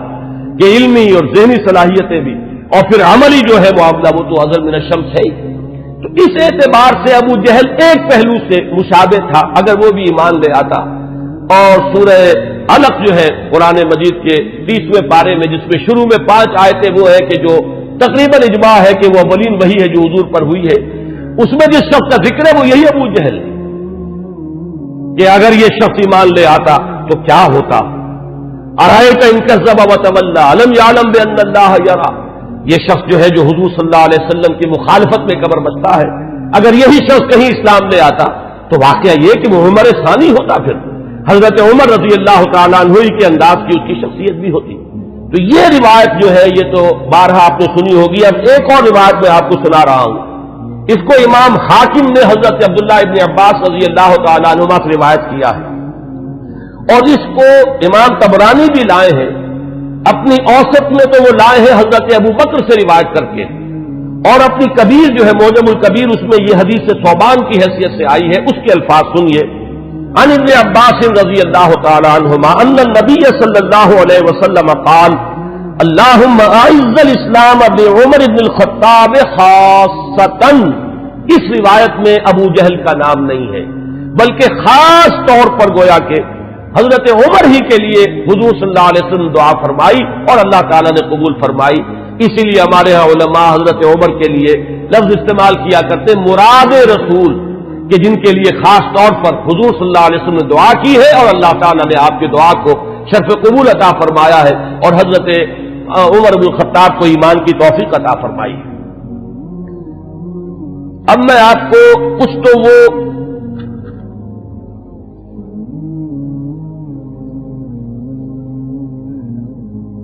اس سے پہلے کہ میں حضور صلی اللہ علیہ وسلم نے جو مناقب بیان فرمائے ہیں حضرت عمر کے وہ بیان کروں، چند اقوال بعض صحابہ کے. اخرج ابن سعد عن ذکوان قال قلت لعائشہ من سمى عمر الفاروق قالت النبی صلی اللہ علیہ وسلم. یہ ابن سعد طبقات ابن سعد کی روایت ہے ذکوان سے. وہ کہتے ہیں کہ میں نے حضرت عائشہ ام المومنین عائشہ صدیقہ رضی اللہ تعالیٰ عنہ سے سوال کیا یہ لفظ فاروق حضرت عمر کے نام کا جز کیسے بن گیا، کس نے نام رکھا فاروق حضرت عمر کا؟ حضرت عائشہ نے فرمایا خود حضور نے صلی اللہ علیہ وسلم. اس کی وجہ کیا ہے اگلے اقوال میں وہ آ جائے گی کہ جب حضرت عمر ایمان لائے تو پہلا شخص جس نے اپنے ایمان کا برملا اعلان کیا ہے اور جا کے نماز پڑھی ہے خانہ کعبہ میں کھلم کھلا وہ حضرت عمر ہے. گویا کہ انہوں نے حق و باطل کے مابین ایک حد فصل قائم کر دی، یا یوں کہیے کہ دو ادوار ہیں مکی دور میں، ان دو ادوار میں حد فاصل ہے، فرق کر دینے والے حضرت عمر ہیں. باقی بات صحابہ کے اقوال میں آپ کو اور سنا رہا ہوں تاکہ ان کی بھی آپ کے سامنے جو کنٹینٹ ہے واضح ہو جائے. واخرج ابن ماجہ والحاکم عن ابن عباس رضی اللہ عنہما. امام ابن ماجہ یہ تو آپ کو معلوم ہے کہ صحاح ستہ میں شامل ہے، اور امام حاکم نے روایت کیا ہے حضرت عبداللہ ابن عباس رضی اللہ تعالی عنہما سے قال وہ فرماتے ہیں لما اسلم عمر رضی اللہ عنہ نزل جبرائیل فقال یا محمد صلی اللہ علیہ وسلم لقد استبشر اہل السماء باسلام عمر. جب حضرت عمر ایمان لائے تو حضرت عبداللہ ابن عباس فرماتے ہیں کہ حضرت جبرائیل حاضر ہوئے حضور کی خدمت میں صلی اللہ علیہ وسلم علیہ الصلوۃ والسلام، اور انہوں نے یہ فرمایا کہ اے نبی صلی اللہ علیہ وسلم آسمان والے بھی خوشیاں منا رہے ہیں عمر کے اسلام لانے سے. واخرج البخاری عن ابن مسعود رضی اللہ عنہ قال ما زلنا عزة منذ اسلم عمر رضی اللہ عنہ. حضرت ابن مسعود رضی اللہ تعالیٰ عنہ سے روایت ہے، امام بخاری کی روایت ہے، یہ صحیح بخاری کی روایت. وہ فرماتے ہیں کہ جب ایمان لے آئے حضرت عمر تو پھر ہم پر کمزوری نہیں رہی، پھر ہم قوت والے ہو گئے، عزت والے ہو گئے. اب وہ بات نہیں رہی کہ ہم دبے دبے تھے، بلکہ ہماری بھی اب جو ہے ہمتیں بڑھ گئی. ابن سعد کی روایت ہے طبرانی اور ابن سعد کی ابن مسعود سے رضی اللہ تعالی عنہ، یہ ان کا قول ہے. کان اسلام عمر فتحا وکانت ہجرتہ نصرا وکانت امامتہ رحمتا وَلَقَدْ رَأَيْتُنَا وَمَا نَسْتَطِيعُ أَن نُّصَلِّيَ إِلَى الْبَيْتِ حَتَّى أَسْلَمَ عُمَرُ فَلَمَّا أَسْلَمَ عُمَرُ قَاتَلَهُمْ حَتَّى تَرَكُونَا فَصَلَّيْنَا. حضرت عبداللہ ابن مسعود جو ہے یہ مناقب میں بیان فرما رہے ہیں، حضرت عمر کا اسلام لانا گویا کہ اسلام کی فتح تھی، ان کی ہجرت اسلام کی نصرت تھی، ان کی امامت اسلام کے حق میں رحمت تھی، اور ہم اپنے آپ کو دیکھتے تھے، یعنی ایمان لا چکے تھے لیکن ہم بیت اللہ میں نماز نہیں پڑھ سکتے تھے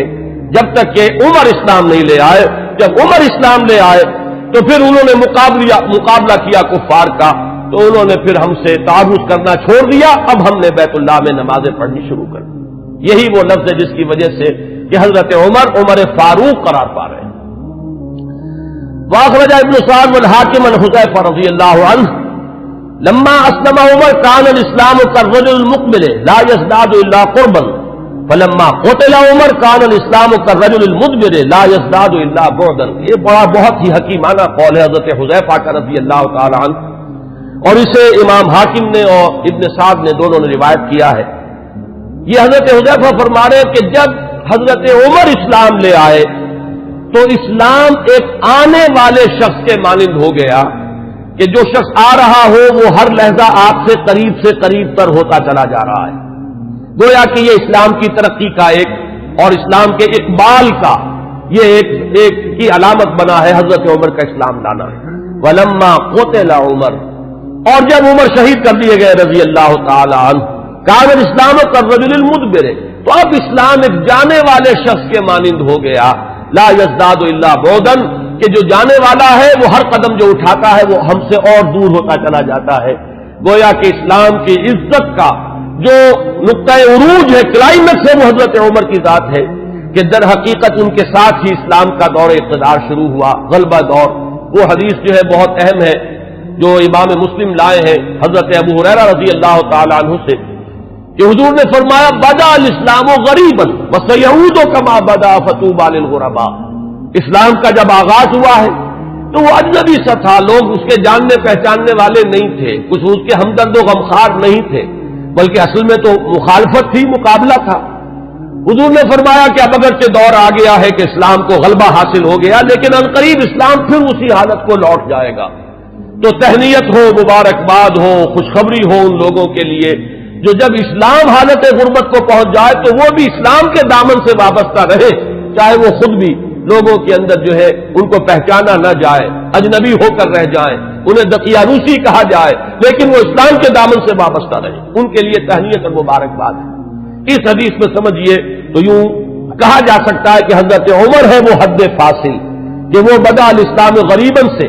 اسلام کا جو دور اقتدار شروع ہو رہا ہے، غلبے کا دور، قوت اور عزت کا دور، وہ حضرت عمر کی ذات سے ہے، اور پھر جو ڈھلوان شروع ہو گئی ہے وہ بھی حضرت عمر رضی اللہ تعالیٰ عنہ کی شہادت سے۔ واخرج طبرانی عن ابن عباس رضی اللہ عنہما قال اول من جہر بالاسلام عمر بن الخطاب، سب سے پہلے جس شخص نے اسلام کا اعلان کیا علی الاعلان وہ حضرت عمر ہے۔ یہ حضرت عبداللہ ابن عباس رضی اللہ تعالیٰ عنہما کا قول ہے۔ ہجرت کے ضمن میں بھی ایک روایت ہے، میں چاہتا ہوں کہ اگرچہ اس کا ذکر پہلے بھی آیا ہے لیکن آج لفظاً میں سنا دینا چاہتا ہوں۔ اخرج ابن عساکر عن علی رضی اللہ عنہ، اس روایت کے راوی حضرت علی ہیں۔ قال ما علمت احد الحاجر الا مختفیا الا عمر بن الخطاب،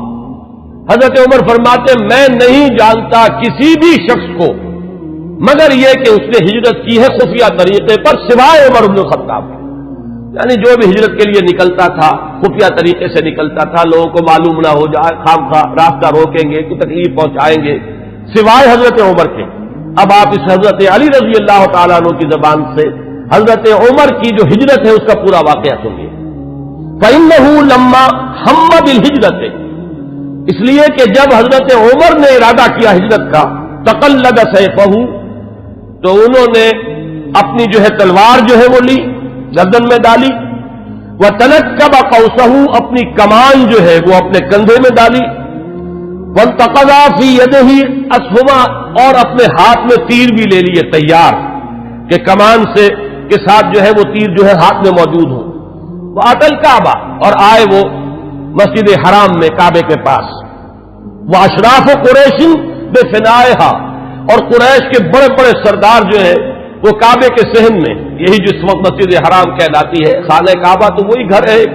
اس کے ساتھ جو صحن ہے یہ فنا ہے اس کا صحن ہے. فطاف سبعا، تو 7 چکر لگائے حضرت عمر رضی اللہ تعالیٰ عنہ نے اسی کیفیت کے اندر خانہ کعبہ کے. ساتھ ہی آپ کو معلوم ہوگا اشواط ہوتے ہیں جب عمرے کے لیے یا حج کے اندر جب بھی وہ طواف کیا جاتا تو ساتھ ہے. ثم صلی رکعتین عند المقام، پھر مقام ابراہیم کے پاس آ کر پورے سکون سے 2 رکعتیں پڑھی. ثم اتی حلقہم واحد واحدۃ، پھر جو لوگ بیٹھے ہوئے تھے ایک ایک کے پاس آ کر انہوں نے کہا فقالت شاہق الوجوہ، لوگ چہرے جو ہے وہ کملا گئے، عزت ختم ہوئی. اور اس کے بعد فرمایا من اراد ان تسکلہ امہ او ییتم ولدہ او ترمل زوجتہ، جس شخص کی بھی یہ خواہش ہو کہ اسے روئے اس کی ماں اور یتیم ہو جائے اس کے بچے اور بیوہ ہو جائے اس کی بیوی، فلیلقنی وراء ھذا الوادی، تو وہ آئے اور اس وادی کے پیچھے ذرا مجھ سے مقابلہ کر لے. یہ اعلان کر کے ذرا الفاظ غور کیجئے، جس کا بھی ارادہ ہو، جو چاہتا ہو کہ اسے اس کی ماں روئے اور اس کے بچے یتیم ہو جائیں اور اس کی بیویاں یا بیوی جو ہے وہ بیوہ ہو جائے، تو ذرا آ جائے میرا مقابلہ کر لے. فرمایا حضرت علی فرماتے فما تبعہ منہم احد، ان میں سے کسی کو یہ جرأت نہیں ہوئی کہ وہ حضرت عمر کا پیچھا کرتا. اس کے بعد اب چند احادیث میں آپ کو سنا رہا ہوں جو حضرت عمر کی شان میں، اگرچہ امام سیوطی نے تو یہ بہت سے اس میں نقل کیے ہیں، لیکن میں یہ چاہتا ہوں کہ صرف صحاح کی جو روایات ہے وہ آپ کو سناؤں. باقی یہ کہ ابن عساکر اور حاکم مختلف اور طبرانی یہ جو یعنی کتابیں حدیث کی ہیں جن کا درجہ بہرحال وہ نہیں ہے، وہ آپ میں سے جس کو بھی شوق ہوگا وہ اس کو اپنے طور پر مطالعہ کر لے گا. لیکن یہ روایات جو ہیں یہ تو متفق علیہ. اخرج الشیخان عن ابی ہریرہ رضی اللہ عنہ، اب یہ حضرت امام بخاری اور امام مسلم دونوں کی یعنی کا اتفاق ہے اس روایت پر. قال، حضرت ابو ہریرہ فرماتے ہیں قال النبی علیہ الصلوۃ والسلام، حضور صلی اللہ علیہ وسلم نے فرمایا بین انا نائم، کہ اسی اثناء میں کہ میں سویا ہوا تھا، رأیتنی فی الجنہ، میں نے اپنے آپ کو جنت میں پایا. یہ خواب کا ذکر فرما رہے حضور. فإذا امرأة تتوضأ إلى جانب قصر، تو میں نے دیکھا کہ ایک عورت، ایک خاتون ہے، ایک بہت بڑا قصر ہے، محل ہے، اس کے ساتھ کوئی لان ہوگا، پائن باغ ہوگا، اس میں وہ وضو کر رہی ہیں. قلت لمن هذا القصر، میں نے پوچھا، فرشتوں سے پوچھا ہوگا آپ نے، کس کا ہے یہ محل؟ قالوا لعمر، تو مجھے بتایا گیا کہ یہ عمر کا محل ہے. فذکرت غیرتک، اب یہ بات بھی حضور فرما رہے حضرت عمر سے کہ عمر اس وقت مجھے تمہاری غیرت کا احساس ہوا کہ گویا کہ وہ تمہاری زوجہ ہیں جنت میں جن کو میں نے دیکھا، تو مجھے اندازہ ہوا تمہاری تو بڑی غیرت ہے تمہاری طبیعت میں کہ میں نے تمہاری بیوی کو دیکھا اس وقت. تو حضرت فنوليت مدبرا، تو میں تمہاری غیرت کا خیال کر کے فوراً وہاں سے ہٹ گیا. فبکا عمر، حضرت عمر اس پر رو پڑے. وقال علیک غار یا رسول اللہ، تو انہوں نے فرمایا کہ حضور کیا میں آپ سے غیرت کروں گا؟ کیا اس کا کوئی امکان ہے کہ میری غیرت جو ہے وہ آپ کے معاملے کے اندر اس طریقے سے جاگے؟ بہرحال اس حدیث نے حضرت عمر کا جو مقام ہے اس کو واضح کیا. پھر سنیے، اخرج الشیخان عن ابن عمر ان رسول اللہ صلی اللہ علیہ وسلم قال، یہ بھی متفق علیہ روایت ہے. حضور نے فرمایا بینا انا نائم شربت، میں ایک سویا ہوا تھا، خواب ہی میں نے پیا، یعنی اللبن، کیا پیا؟ دودھ پیا. حتی انظر الری یجری من اصفاری، اتنا پیا کہ وہ جو اس کے تر و تازگی اس سے پیدا ہوئی، میں نے محسوس کیا کہ اس کا اثر میرے ناخونوں تک پہنچ گیا. وہ تازگی جو ہے یا وہ قوت جو حاصل ہوئی اس سے وہ میرے ناخونوں سے ٹپک رہی ہے، بہہ رہی ہے. ثم ناولتہ عمر، پھر میں نے وہ پیالہ جو ہے وہ عمر کو دے دیا. قالوا فما اولتہ یا رسول اللہ، صحابہ نے پوچھا حضور آپ نے اس خواب کی کیا تعبیر کی؟ قال العلم، حضور نے فرمایا وہ پیالہ وہ علم کا پیالہ ہے جس سے میں نے سیر ہو کر پیا، اور پھر میں نے وہ پیالہ عمر کے حوالے کر دیا اور اس نے اس سے پیا. پھر سنیے تیسری حدیث، اخرجہ الشیخان، پھر اس حدیث کے راوی بھی دونوں ہیں امام بخاری امام مسلم. عن ابی سعید الخدری رضی اللہ عنہ، حضرت ابو سعید خدری فرماتے ہیں قال سمعت النبی صلی اللہ علیہ وسلم، حضور صلی اللہ علیہ وسلم سے میں نے خود سنا، یقول، یہ فرماتے ہوئے بینا انا نائم رأیت الناس عرضوا علی وعلیہم قمص، میں سویا ہوا تھا، میں نے دیکھا بہت سے لوگ میرے سامنے پیش کیے گئے، انہوں نے قمیصیں پہنی ہوئی ہیں لیکن ان قمیصوں کا سائز جو ہے بڑا مختلف ہے۔ فمنها ما یبلغ الصدع، ان میں سے کچھ ایسے بھی تھے کہ جن کی قمیضیں صرف سینے تک پہنچتی تھیں۔ ومنها ما یبلغ دون ذلك، بہت سے ایسے تھے جن کی قمیضیں لمبی تھیں، اس سے زیادہ تھیں۔ وعرض علی عمر، اور اب میرے سامنے عمر کو پیش کیا گیا، وعلیہ قمیص یجرہ، ان پر اتنی لمبی قمیص تھی، اتنی لمبی قمیص پہنی ہوئی تھی، زیب تن کیے ہوئے تھے کہ وہ اسے گھسیٹ رہے تھے، یعنی وہ پیچھے پیچھے جو ہے، جیسے کہ پچھلے زمانے کے اندر بادشاہوں کا رواج ہوتا تھا ان کے، اور یہ ہمارے ہاں بھی جو جانگلیوں میں آپ نے دیکھا ہوگا تہمت جو ہے وہ زمین میں گھسٹتا ہوا چلے اپنے فخر اور غرور کے اظہار کے لیے، وہ نقشہ جو ہے کہ وہ اپنے اس قمیص کو گھسیٹ رہے ہیں۔ قالا، تو لوگوں نے پوچھا، قالو فما اولتہ یا رسول اللہ، حضور آپ نے اس کی کیا تعبیر فرمائی؟ قالا دین، حضور نے فرمایا دین ہے یہ، لوگوں کے حصے میں دین کے مختلف حصے آئے ہیں، کسی کے پاس بہت ہے، کسی کے پاس کم ہے، کسی کے پاس زیادہ ہے۔ حضرت عمر رضی اللہ تعالی عنہ کو اللہ تعالیٰ نے دین کی دولت سے جس درجے سرفراز فرمایا وہ اس حدیث میں اس تمثیل سے واضح ہوئی۔ پھر سنیے، یہ بھی پھر متفق علیہ روایت ہے، یہ میں چاہتا ہوں کہ آپ حضرات کے سامنے یہ چیزیں آئیں تو اس پوری سند کے ساتھ آئیں، کس درجے کی یہ روایات ہے، یہ کہانیاں نہیں ہیں، یہ صرف زور خطابت نہیں ہے کہ جو لوگ اپنے انداز کے اندر آپ حضرات کے سامنے بیان کرتے ہوں، بلکہ یہ کہ یہ حقائق ہیں وہ کہ جو ہمارے ہاں مستند ترین، اب ظاہر بات ہے کہ قرآن کے بعد مستند ترین ہمارے ہاں تو یہی دو کتابیں ہیں، صحیحین، صحیح بخاری اور صحیح مسلم، اس میں کسی کو بھی اہل سنت میں کسی شک و شبے کی گنجائش نہیں، اور ان کی یہ متفق علیہ روایات ہے۔ اس کے راوی حضرت سعد بن ابی وقاص رضی اللہ تعالی عنہ قال قال النبی علیہ الصلوۃ والسلام یا ابن الخطاب، حضرت سعد بن ابی وقاص فرماتے ہیں کہ حضور صلی اللہ علیہ وسلم نے فرمایا، اے خطاب کے بیٹے رضی اللہ عنہ، والذی نفسی بیدہ ما لقیک الشیطان سالکا فجا قط الا سلک فجا غیر فجک، اے خطاب کے بیٹے میں یہ دیکھتا ہوں کہ جس راستے سے تو چل رہا ہوتا ہے شیطان جو ہے اس راستے سے کنی کترا کر کسی اور گھاٹی میں سے نکل جاتا ہے، یعنی وہ آمنا سامنا کرنے کی قوت نہیں رکھتا ہے اے عمر تمہارے ساتھ۔ اب روایت جو ہے یہ صرف بخاری کی ہے، متفق علیہ نہیں، لیکن اصح الکتب بعد کتاب اللہ تو یہ صحیح بخاری ہے۔ عن ابی ہریرہ قال النبی علیہ الصلوۃ والسلام لقد كان فيما قبلكم من الامم ناس محدثون فإن يكن في امتي احد فإنه عمر، حضرت حضور صلی اللہ علیہ وسلم کا فرمان کیا ہے؟ حضرت ابو ہریرہ راوی ہے کہ حضور نے فرمایا کہ تم سے پہلی جتنی امتیں گزری ہیں، جتنے رسولوں کو اللہ تعالیٰ نے امتیں عطا فرمائیں، ان میں محدث ہوتے تھے۔ محدث وہ ہے، اس کو میں نے پہلے بھی کبھی عرض کیا تھا کہ یہ لفظ جو ہے زبر اور زیر کے فرق سے بہت اس کے اندر معنی کا جو ہے فرق واقع ہو جاتا ہے۔ محدث یہ تو ہمارے ہاں محدثین کرام، امام بخاری، حدیث نبوی کے ماہرین عالمین وہ ہے محدثین، اور محدث وہ شخص ہوتا ہے جس سے اللہ کلام کرے، جسے اللہ کی طرف سے الہام ہوتا ہو، وہ محدث ہے۔ حضور نے فرمایا کہ تم سے پہلے جتنی امتیں بھی گزری ہیں ان میں محدث ہوتے تھے، میری امت میں اگر کوئی محدث ہے تو وہ عمر ہے رضی اللہ تعالی عنہ۔ اس کا ایک بڑا گہرا تعلق ہے کہ کتنی چیزیں، کتنے معاملات ہیں، اگرچہ میں نے نشان تو اور بہت سی روایات کے اوپر بھی لگائے ہوئے ہیں، لیکن میں سمجھتا ہوں کہ میں اسی پر اکتفا کروں۔ البتہ ایک چیز جو ہے حضرت عمر رضی اللہ تعالیٰ عنہ کے مناقب میں جو اہم ترین ہے وہ میں چاہتا ہوں کہ ذرا چند منٹ اور لے کر آپ کے سامنے بیان کر دوں، اور وہ اسی سے کہ محدث اس شخص کو کہتے ہیں جس سے اللہ ہم کلام ہوتا ہو، جس پر الہام ہوتا ہو، جس کا ملأ اعلیٰ کے ساتھ اتنا گہرا روحانی تعلق ہو، جس کی ذہنی مناسبت ہو کہ جو بات جو ہے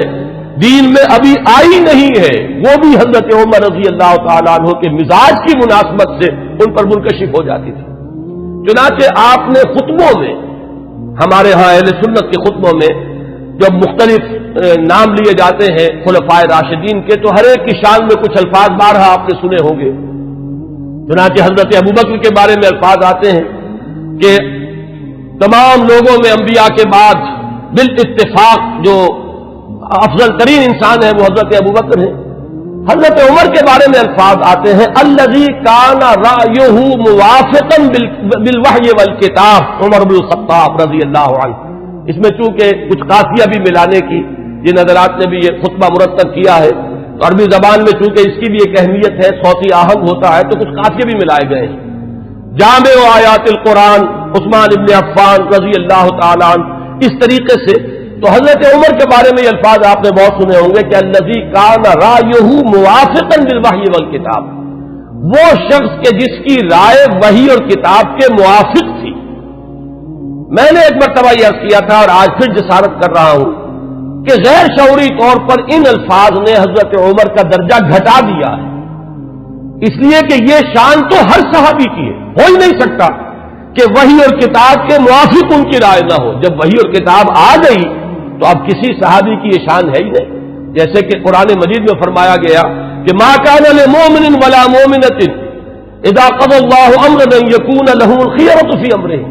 جب اللہ اور اس کے رسول کی طرف سے کوئی فیصلہ صادر کر دیا جائے پھر کسی مومن اور مومنہ کے لیے یہ ممکن ہی نہیں ہے کہ اس کے بعد بھی وہ کوئی اپنا اختیار سمجھے اور اپنی کوئی رائے علیحدہ رکھے. تو اس حد تک تو حضرت عمر کی بات بھی اگر ہے تو وہ تو تمام صحابہ کے ساتھ ہے. اصل شان تو یہ ہے کہ الذی کان الوحی والکتاب موافقا برأیہ. حضرت عمر کی شان یہ ہے کہ وحی اور کتاب نازل ہوئی ہے ان کی رائے کی موافقت میں. ایک رائے ان کی طرف سے پہلے آئی ہے اور کلام اللہ میں وہ حکم اس کے مطابق نازل ہو گیا ہے. ظاہر بات ہے کہ اس کا سبب نزول یہ نہیں ہے کہ حضرت عمر نے یہ فرمایا معاذ اللہ، لیکن یہ کہ وہ موافقت نزول سے قبل کی مناسبت، وہ ذہنی اور باطنی اور روحانی اور قلبی جو مناسبت حضرت عمر کو حاصل تھی اس حقیقت کے ساتھ، اس کی وجہ سے جو بات آپ کے ذہن میں آتی تھی اسی کے مطابق قرآن مجید میں پھر حکم نازل ہو جاتا تھا. امام عبداللہ شیبانی نے 21 اس کی مثالیں دی ہیں، جس کو کہ یہاں اس وقت جو ہے میں ظاہر بات ہے کہ نقل نہیں کر سکتا. ان میں سے 5-6 جو بہت اہم ہیں وہ میں گنوا رہا ہوں. سب سے پہلی بات یہ کہ حضرت عمر نے یہ فرمایا تھا، عرض کیا تھا حضور صلی اللہ علیہ وسلم سے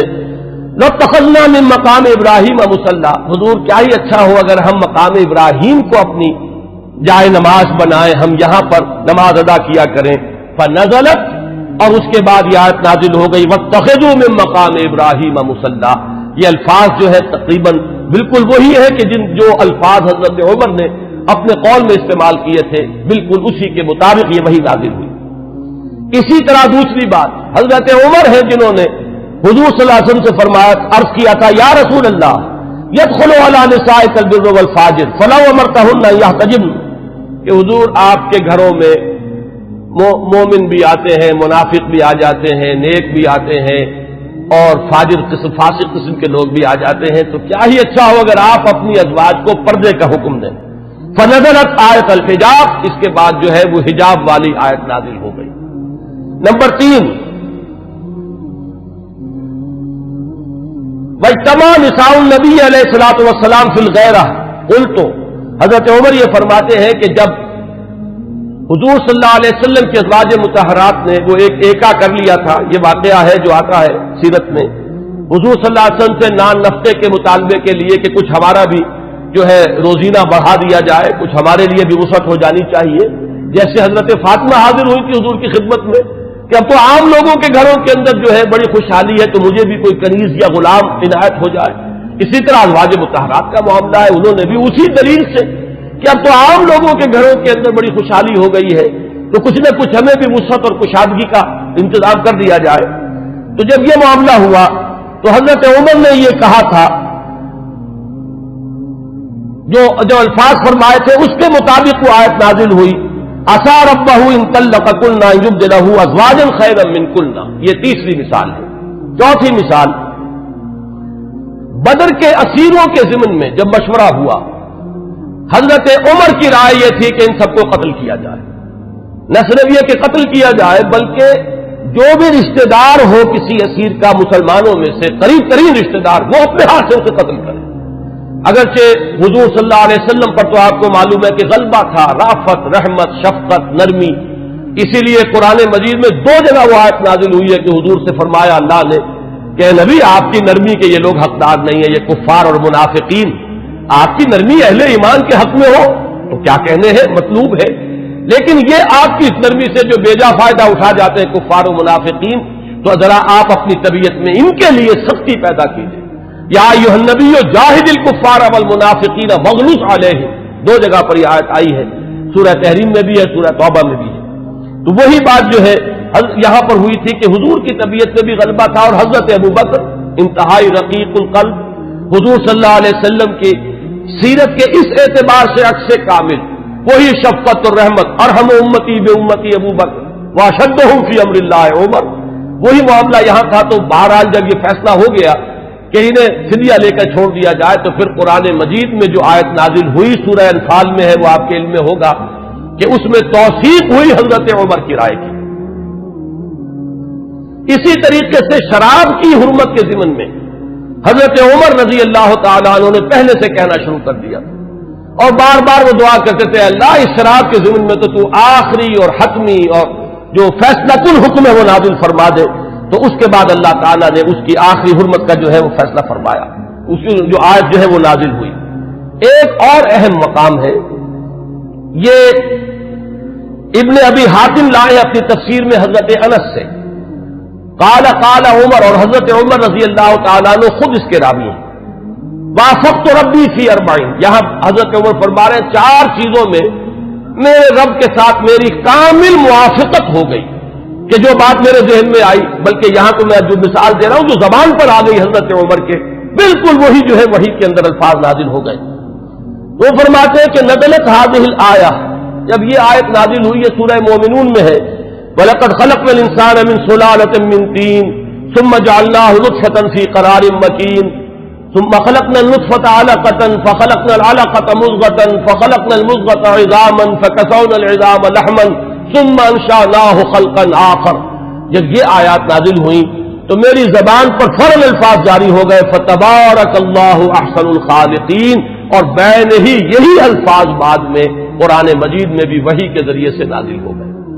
یہ میں نے صرف آپ کو 6 مثالیں سنائی ہیں، 21 مثالیں ہیں اس طرح کی کہ جو عبداللہ شیبانی رحمہ اللہ نے اپنی کتاب میں جو ہے اس کو درج کیا ہے، کہ بالکل ذہن میں سمجھیے کہ ایک ذہن ہے، ایک مزاج ہے، ہم آہنگی ہے، حقیقت تک اتنی رسائی ہو چکی ہے، اتنا قرب ہو چکا ہے کہ بالکل سوچ وہی ہے، بلکہ یہ کہ نزول کے بعد تو ظاہر بات ہے کہ ہر صحابی کی وہی سوچ ہوتی تھی، لیکن یہ ہے کہ پہلے سے ذہن کا اس درجے ہم آہنگی اختیار کر لینا، یہ حضرت عمر رضی اللہ تعالیٰ عنہ کے مناقب میں سے یہ بھی ایک بہت اہم پہلو ہے۔ آج اسی پر اتفاق کر رہا ہوں۔ آئندہ کے بارے میں میرا ایک خیال ہے، جمعے کی ان تقاریر کے ضمن میں ایک رہتا ہے مسئلہ کہ اب کس موضوع کو اختیار کیا جائے۔ میرا ارادہ یہ ہے کہ آئندہ سے جو سب سے اہم اور بنیادی موضوع ہے ہمارے دین کا،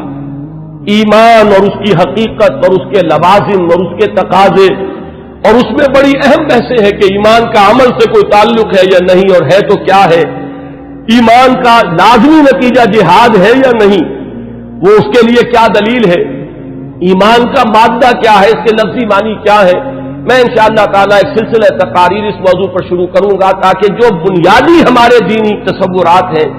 ان میں اگر کہیں کوئی کمی ہے تو وہ اللہ تعالیٰ اس کے ذریعے سے پوری کر دے، اور پھر ہمارے اندر وہ جذبہ ابھرے کہ جو ایمان کے اصل تقاضے ہیں ان کو ہم ادا کرنے کے لیے کمر بستہ ہو جائیں۔ اقول قولی ھذا واستغفر اللہ لی ولکم ولسائر المسلمین والمسلمات۔